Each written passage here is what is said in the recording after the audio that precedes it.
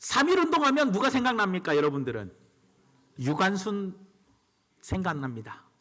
근데 이 유관순이 서대문 형무소 8호실에 갇혀 있을 때 너무나 힘이 들었어요.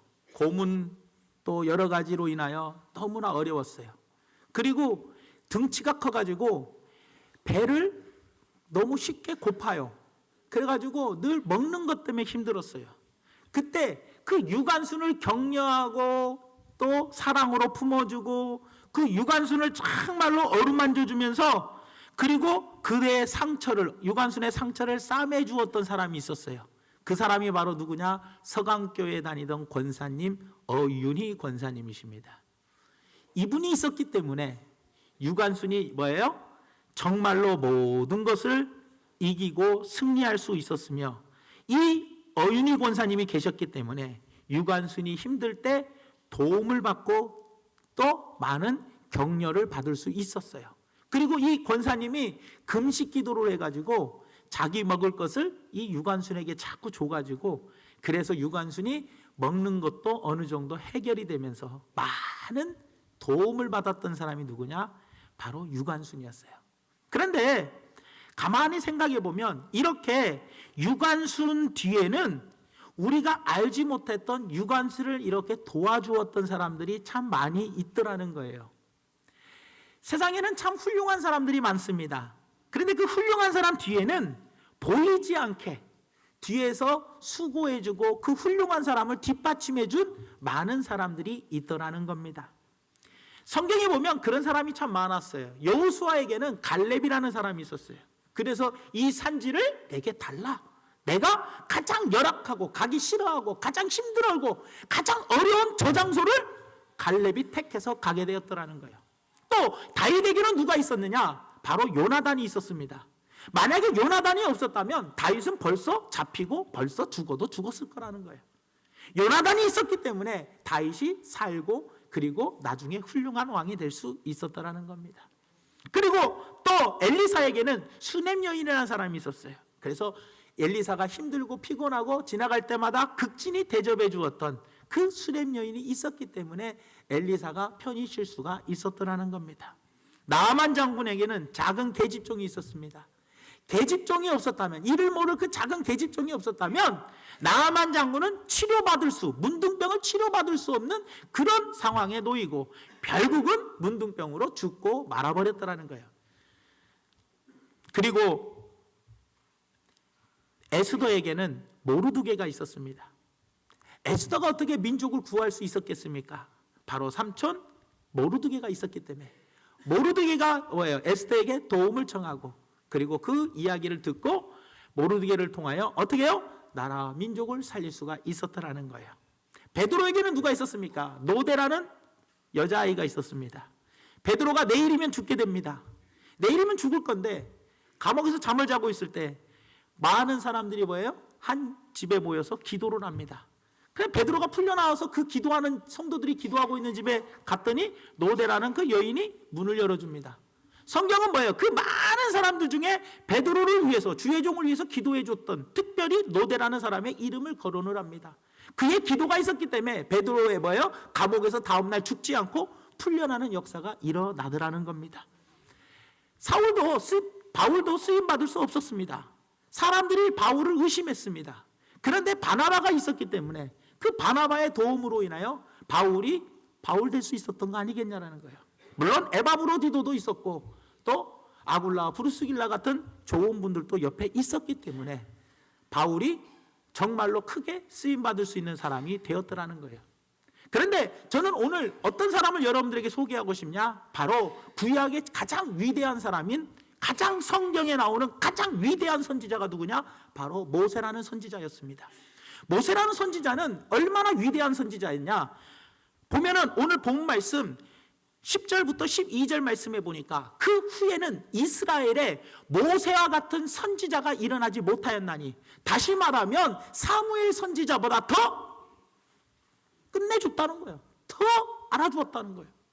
더 능력이 있었다는 거예요. 모세는 여호와께서 뭐하던 자? 대면하여도 아시던 자라고. 이 대단한 겁니다, 여러분. 그리고 11절에 뭐라고 이야기하느냐? 여호와께서 그를 애굽 땅에 보내사 바로와 그의 모든 신하와 그의 온 땅의 모든 이적과 기사와 모든 큰 능력과 위엄을 행하게 하시매 온 이스라엘의 목전에서 그것을 행하던 자가 누구냐? 모세라는 사람입니다. 그러니 모세는 대단한 선지자입니다. 구약에서 신구약을 통틀어서 가장 위대한 선지자하면 바로 누구예요? 모세입니다. 이렇게 모세는 가장 구약의 대표적인 인물입니다. 그런데 이런 훌륭한 모세가 이렇게 훌륭했고 이렇게 능력이 많았고 하나님과 대면한 자였지만 그 모세 뒤에는 보이지 않게 숨어서 모세를 도와줬던 많은 사람들이 있었더라는 거예요. 오늘은 우리는 그 5 종류의 사람들을 살펴보면서 내 스스로 나는 어떤 종류의 사람인지를 발견하고 우리 모두 하나님이 나에게 주신 사명을 잘 감당할 수 있는 귀한 성도님들 되시기를 예수님의 이름으로 부탁을 드립니다. 첫째로 모세가 그렇게 훌륭한 지도자, 훌륭한 선지자가 될 수 있었을 때에는 모세 뒤에는 숨어서 배우 인물, 바로 모세를 보이지 않게 도와주었던 사람이 바로 누구였냐? 바로 없어서는 안 될 꼭 있어야 할 사람이 있었더라는 거예요. 없어서는 안 될 꼭 있어야 할 사람. 모세를 모세에게 만든 사람은 없어서는 안 될 꼭 있어야 할 사람의 3명의 여자가 있습니다. 그 첫 번째 여자가 누구냐? 바로 어머니 요게벳입니다. 요게벳은 뭐였어요? 그때 당시에 2살 아이는 다 죽일 때입니다. 2살 아이의 어린아이를 다 죽일 때 태어나자마자 산의 아이면 그 자리에서 죽여버리라는 명령이 떨어졌을 때입니다. 그러나 그의 어머니 요게벳은 목숨을 걸고 다른 어머니들은 다 자기 아들들을 뭐예요? 눈물을 먹고 죽였지만 목숨을 건 행동을 하는데 그 목숨을 건 행동이 뭐냐? 아들을 죽이지 않고 살렸더라는 거예요. 숨겼더라는 거예요. 그리고 두 번째 여인이 바로 누구냐? 모세의 누나 미리암입니다. 3개월 동안 키울 수가 없는 거예요. 3개월 동안밖에는 키울 수가 없었어요. 왜냐? 많은 사람들은 이런 이야기를 합니다. 3개월 동안 아이를 키울 수밖에 없었던 이유는 3개월이 지나면 아이의 울음소리가 사내 아이의 울음소리인지 딸의 울음소리인지를 구별이 된답니다. 3개월 전까지는 울음소리가 나도 남자아이의 울음소리인지 여자아이의 울음소리인지를 구별이 안 된대요. 그런데 3개월이 지나면 사내아이인지 여자아이인지 구별이 되기 때문에 도저히 뭐예요? 3개월밖에 숨길 수 없고 3개월 만에 뭐예요? 갈대 상자에 담아다가 나일강에다가 자식을 버려버렸습니다. 그런데 누나가 졸졸 따라갔어요. 따라가고 바로 공주의 딸이 탁 보르니 이야 호감을 혹 가질 때 얼른 가가지고 제가 유모를 소개해 주겠습니다 하고 자기 어머니를 탁 소개해 줌으로 말미암아 모세가 살 수가 있었다라는 거예요. 그러니까 모세가 살 수 있었어요. 없어서는 안 돼 귀한 여인이었어요. 그리고 세 번째 여인은 바로 누구냐? 바로 모세의 아내인 시보라였더라는 거예요. 시보라. 하나님께서 가시떨기에서 모세를 부릅니다. 모세를 부르고 너는 바로에게 가라는 거예요. 그래서 하나님 말씀에 순종하고 가족들과 함께 바로에게 가고 있었습니다. 가는데 하나님이 갑자기 자식들에게 할례를 시키지 않았다고 모세를 죽여버리려고 합니다. 그 장면이 어떤 장면이냐? 출애굽기 4장 24절에서 26절 말씀에 모세가 길을 가다가 숙소에 있을 때 여호와께서 모세를 만나사 모세를 죽이려고 하신지라. 십보라가 돌칼을 가져다가 그의 아들의 포피를 베어 그의 발에 갖다 대며 이르되 당신은 참으로 내게 피 남편이로다 하니 여호와께서 그를 놓아주시니라. 그때 십보라가 피 남편이라 함은 할례 때문이었더라.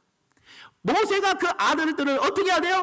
반드시 할례를 했어야 하는데 할례를 하지 않음으로 말미암아 하나님께서 모세에게 사명을 주었더라도 모세를 죽여버리려고 했어요. 그럴 때 뭐예요? 모세의 아내인 십보라가 얼른 뭐예요?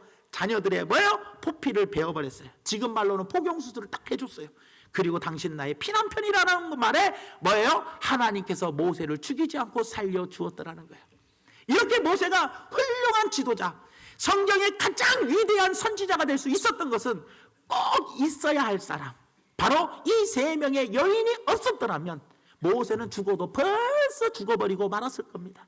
그러나 없어서는 안 돼 이 귀한 사람들이 있었기 때문에 모세가 훌륭한 선지자가 될 수 있었더라는 겁니다. 그 다음에 두 번째로는 어떤 사람이 있느냐? 그건 바로 모세에게 있어서는 단점을 보완해 주는 사람이 있었다라는 거예요. 사람은요, 누구나 장점도 있고 단점도 있습니다. 장점만 있는 사람도 없고 단점만 있는 사람도 없습니다. 모든 사람은 장점도 있고 단점도 있어요. 그런데 모세에게도 단점이 있었어요, 없었어요? 있었더라는 겁니다. 어떤 성도가 하나님께 지은 죄가 너무 많았어요. 지은 죄가 너무 많아서 목사님께 가서 상담을 했습니다. 목사님, 나는 지은 죄가 너무 많아서 하나님이 나를 버렸을 겁니다 라고 이야기를 했어요. 그랬더니 이 목사님께서 하신 말씀이, 성도님은 비싼 옷을 사서 그 옷을 입다가 음식물이 딱 묻으면 그 옷을 갖다 버립니까? 아니면 세탁을 합니까? 라고 물어봤어요. 그랬더니 당연히 버립니까 여러분? 아니면 세탁을 합니까? 빱니다. 세탁을 합니다. 하나님도 마찬가지입니다. 아무리 당신이 죄를 많이 저질렀어도 당신이 그 저지른 죄에 대하여 회개만 하면 하나님은 다시 그 옷을 사용하듯이 바로 당신을 사용하여 주십니다 라고 이야기를 했더라는 거예요. 사람은요, 누구에게나 다 단점이 있습니다. 단점이 없는 사람이 어디 있습니까? 하지만 단점이 있다 할지라도 하나님은 그 단점까지도 뭐예요? 사용하여 주시는 분이라는 거예요. 모세에게는 엄청난 큰 단점이 있었는데 그게 바로 뭐냐? 지도자는 말을 잘해야 합니다. 말을 또록또록 해야 합니다. 그런 엄청난 게 지도자요. 그런데 이 모세는 어땠느냐? 출애굽기 4장 바로 10절에 보니까 모세가 여호와께 아뢰되, 오 주여, 나는 본래 말을 잘하지 못하는 자니이다. 주께서 주의 종에게 명령하신 후에도 역시 그러하니 나는 입이 뻣뻣하고 혀가 둔한 자입니다. 그러면서 자신의 뭐예요? 단점을 이야기하더라는 거예요. 그런데 하나님께서 뭐라고 하시냐? 11절에서 12절 말씀에 보니까 여호와께서 그에게 이르시되, 누가 사람의 입을 지었느냐? 누가 말 못하는 자냐? 못 듣는 자나 눈 밝은 자나 맹인이 되게 하였느냐? 나 여호와가 아니냐? 이제 가라. 내가 내 입과 함께 있어서 할 말을 가르치리라. 그러면서 하나님은 뭐합니까? 아론을 모세에게 붙여 주었어요. 아론은 말 못하는 모세의 평생 대변인이 되어서 모세를 그림자처럼 따라다녔더라는 거예요. 여러분들, 단점을 보완해 주는 사람, 형 아론이 모세 곁에 있었기 때문에 모세는 훌륭한 선지자가 될 수 있었더라는 거예요. 이렇게 모세 뒤에는 이 단점을 보완해 주는 보이지 않은 아론이 있었더라는 거예요. 그 다음에 세 번째는 모세 뒤에는 어떤 사람이 있었느냐? 약함을 도와주는 사람이 있었더라는 거예요. 약함을 도와주는 사람. 여러분, 단점과 약점은 다릅니다. 단점과 약함은 다른 게, 약점은 다른 게 뭐가 있느냐? 단점은요, 대개 보면 태어날 때부터 선천적으로 갖고 태어나는 게 단점입니다. 저도 여러분들 목소리 톤이 좀 안 컸으면 좋겠어요. 그냥 태어날 때부터 큰데 어떻게 합니까? 그리고 저는 설교하다가 막 업이 되면, 막 흥분을 하면 목소리가 저절로 커져요. 화난 게 아니거든요. 화난 게 아니요. 목소리가 커져. 그냥 저도 말도 못하겠어요. 할렐루야. 저도 차분하게 조근조근하게 이야기하고 싶어요. 그런데 막 목소리가 커가지고, 이게 뭐예요? 태어날 때부터 타고난 거예요. 그러니 이거 어떻게 합니까? 이거는 뭐예요? 단점이요. 그런데 약점은 뭐냐? 내가 태어나가지고 살면서 나에게 뭐예요? 있는 약한 부분이 있더라는 거예요. 약한 부분. 바울에게는, 죄송합니다. 이 모세에게는 나이가 뭐예요? 모세는 나이가 80세입니다. 80세. 80세에 하나님이 쓰시겠다고 데려다가 이스라엘을 이끌어가게 했어요.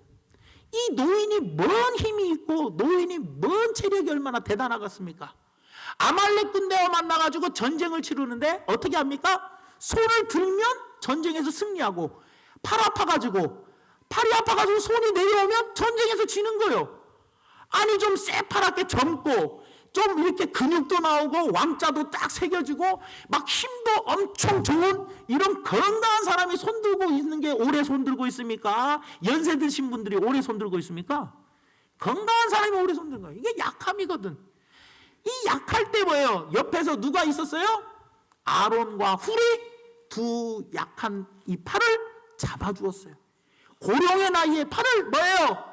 팔이 아프니까 내려오는 이 팔을 잡아줌으로 승리할 수 있었어요. 그리고 여호수아 같은 젊은 사람이 뭐예요? 나아가서 전쟁을 치렀어요. 80세에 여러분들 앞에 나가지고 돌격 앞으로 하면서 80세가 넘었는데 그 싸울 수 있겠습니까? 그러나 젊은 누가 도와줬어요? 나의 약함을 알고 여호수아가 앞장서서 뭐예요? 싸웠더라는 거예요. 이렇게 여러분들 보여요. 아론과 훌이 양쪽에서 팔을 잡아주었기 때문에 이스라엘이 이길 수 있었고, 여호수아 같은 젊은 장군이 딱 도와주었기 때문에 그 싸움에서 이길 수 있었더라는 거예요. 바로 뭐예요? 이렇게 모세의 약한 것을 보완해 주었던 이런 사람들이 있었더라는 겁니다. 그 다음에 네 번째로는 모세의 뒤에는 누가 있었느냐? 보이지 않는 사람, 물질로 헌신하는 사람이 있었더라는 거예요. 무슨 일을 하든지 사람은 일을 할 때 뭐가 필요하냐? 돈이 필요합니다. 뭔 일을 할 때마다 항상 그 일을 하려면 돈이 필요해요. 그런데 하나님께서는 이스라엘 백성을 출애굽시킨 다음에 첫 번째로 명령했던 것이 바로 뭐냐? 나를 위하여 나에게 예배드릴 수 있는 성막, 성전을 건축하라는 거예요. 그런데 이 성전을 건축하는데 동, 다른 세마포고 뭐고 각종 천들, 무슨 가죽 이거 다 빼고 금만 해서 3톤, 지금으로 말하면 500억 정도가 드는 거예요. 금만 500억이 들어. 그러니 성전을 건축하는데 얼마나 많은 돈이 들어갔겠냐고. 금은 빼고 세마포는 가죽이든 천, 그 들어가는 나무 목재들은 다 빼고 금덩어리만 3톤, 대략 500억이 들어갔다니까요. 그러니 얼마나 돈이 많았겠어요. 그런데 모세가 그런 돈이 있었어요, 없었어요? 없었더라는 거예요. 이 엄청난 물질을 이스라엘 백성들이 드렸더라는 거예요. 출애굽기 36장 2절에서 7절 말씀에 보니까 이렇게 이야기를 합니다. 그들이 이스라엘 자손의 성소의 모든 것을 만들기 위하여 가져온 예물을 모세에게서 받느니라. 누가? 성전 건축하는 사람들이 모세에게서 지금 막 돈을 받아요. 그러나 백성이 아침마다 자원하는 예물을 한 번만 가져오는 게 아니라 연하여 가져왔으므로 성소의 모든 일을 하는 지혜로운 자들이 각기 하는 일을 중지하고 와서 이 건물을 짓는 건축하는 사람들이 와서 그 건축을 중단하고 와가지고 뭐라고 이야기하냐? 모세에게 말하여 이르되 백성이 너무 많이 가져오므로 물질을 너무 많이 가져와 여호와께서 명령하신 일에 쓰기에 남음이 있나이다. 쓰고 지금 남겠다는 거예요. 그랬더니 모세가 명령을 내리며 그들이 진중에 공포하여 이르되 남녀를 막론하고 성소에 들 예물을 다시 만들지 말라 하며 백성이 가져오기를 그치니 있는 재료가 모든 일을 하기에 넉넉하여 남음이 있었더라. 아름다운 성전을 건축하게 했다라는 거예요. 이스라엘 백성들은 마음을 다하여 하나님께 드렸더라는 거예요. 한 번만 드린 게 아니라 연하여 드렸더라는 겁니다. 바로 물질적으로 아낌없이 드리는 백성들이 있었기 때문에, 아낌없이 하나님께 드리는 물질을 드리는 백성들이 있었기 때문에 모세는 마음껏 일을 할 수 있었고 하나님의 성전을 아름답게 건축할 수가 있었더라는 겁니다. 모세가 모세되는 그 중요한 데에는 바로 이렇게 물질로 뒷받침해 준 사람들이 있어서 모세가 최초의 성막을 건축할 수 있는 사람이 되었더라는 겁니다. 마지막 다섯 번째로 모세에게는 뒤에서 누가 있었느냐? 언제나 함께 있어주는 사람이 있었더라는 거예요. 모세 뒤에는 보이지 않게 모세와 늘 함께 있어주는 사람이 있었어요. 바로 3명뿐만 아니라 70명의 장로님들이 계셨더라는 거예요. 모세가 시내산에서 십계명을 받을 때 이야기입니다. 출애굽기 24장 1절에서 2절 말씀에 보면 이렇게 이야기합니다. 또 모세에게 이르시되 너는 아론과 나답과 아비후와 이스라엘 장로 70명과 함께 여호와께로 올라와 멀리서 뭐하고? 경배하고 너 모세만 여호와께 가까이 나아오고 나머지 사람들은, 나머지 뭐예요? 3명과 70명의 장로들은 가까이 나오지 말며 백성은 너와 함께 올라오지 말지니라 라고 이야기했어요. 근데 9절에서 11절에 보니까 어떻게 이야기하느냐, 모세와 아론과 나답과 아비후와 이스라엘 장로 70인이 올라오지 말랬는데 올라가요 안 올라가요? 올라가서 이스라엘의 하나님을 보니 그의 발 아래에는 청옥을 편듯하고, 청옥이 뭐냐, 지금으로 하면 사파이어 같이 쫙, 사파이어가 청옥이, 청옥 색깔같이, 사파이어 색깔같이 편듯하고 하늘같이 청명하더라. 맑고 깨끗했다는 거예요. 맑고 밝았다. 청명이 뭐 맑고 밝았더라. 그러면서 11절에 뭐라고 하냐, 하나님이 이스라엘 자손들의 존귀한 자들에게 손을 대지 아니하셨고 그들은 하나님을 뵙고 먹고 마셨더라. 이렇게 여러분들 보세요. 하나님께서 올라오지 말라고 했는데도 그 명령을 어기고 어떻게 했어요? 같이 모세와 함께 뭐예요? 있어준 사람이 있었더라는 거예요. 지도자는요 외롭습니다. 항상 공격을 받는 자리에 있는 게 지도자입니다. 그렇기 때문에 그 지도자와 함께 있어준 이 3명과 70명의 장로들이 있었기 때문에 모세가 모든 것을 이기고 승리할 수 있는 삶을 살 수가 있었고 훌륭한 지도자가 될 수 있었더라는 거예요. 심리학자들이 쥐들을 대상으로 실험을 했습니다. 3개의 상자를 준비해 놓고 한 상자에는 1번 상자 A라는 상자에는 쥐 1마리, B라는 상자에는 쥐 10마리, C라는 상자에는 쥐 10마리, 그래서 3상자에 쥐 1마리, 쥐 10마리, 쥐 10마리를 똑같이 넣어놨어요. 똑같은 온도와 똑같은 습도와 똑같이 먹을 거를 똑같은 환경에서 주었어요. 그런데 한 마리 혼자 살고 있는 그 상자의 쥐는 500일 만에 죽었어요. 그런데 10마리, 두 번째 상자에 몇 마리요? 10마리가 살고 있는 쥐들은 뭐예요? 700일을 살았어요. 그런데 세 번째 상자에도 똑같이 10마리가 들어있는데 그 10마리에게는 특별하게 매일 사랑한다, 나는 너를 사랑한다, 늘 칭찬과 격려를 해줬어요. 쓰다듬어 줬어요. 그 10마리의 쥐는 뭐였어요? 950일을 살았어. 다시 말해 한 마리 혼자 사는 쥐보다 450일을 더 살았어요. 그리고 칭찬을 안 들어도 200일을 더 살았다는 거예요. 여러분 무슨 말입니까 여러분들? 혼자 사는 쥐보다 공동체를 이루어 함께 사는 쥐들이 훨씬 더 오래 살았고 공동체로 사는 쥐들 중에서 날마다 사랑 표현을 받았던 그 쥐들이 더 오래 살았다는 거예요. 이렇게 함께 간다는 것, 함께 산다는 것이 무엇보다도 중요하다는 겁니다. 사랑하는 성도 여러분, 모세가 모세다울 수 있었을 거에는 이렇게 5종류의 부류가 있었습니다. 보이지 않게 숨어서 이런 5종류의 사람들이 있었기 때문에 모세가 가장 역사상 최고의 선지자가 되었고 이스라엘 백성들을 구원해냈으며 그리고 많은 이적을 행하며 그리고 하나님과 대면하여 알던 자가 되었더라는 거예요. 우리 교회가 이만큼 성장할 수 있었을 때에는 바로 이렇게 보이지 않는 손길들이 있었어요. 없어서는 안 될 사람, 기도의 용사들이 있었어요. 매일같이 교회에 나와서 철야하며 교회가 힘들고 어려울 때 눈물로 기도하며 헌신하고 봉사하고 충성하며 금식하며 기도했던 꼭 없어서는 안 될 기도의 용사들이 우리 교회에 있었으라는 거예요. 그리고 여러분들 우리 교회에도 단점이 있어요. 교회마다 단점 없는 교회가 어디 있습니까? 단점이 있었지만 이 단점을 잘 보완해 준 성도님들이 있었습니다. 그리고 우리 교회에 너무 가난한 사람들이 많아서 약한 것들이 참 많았어요. 그 약한 것들을 또 도와주었던 많은 분들이 계셨어요.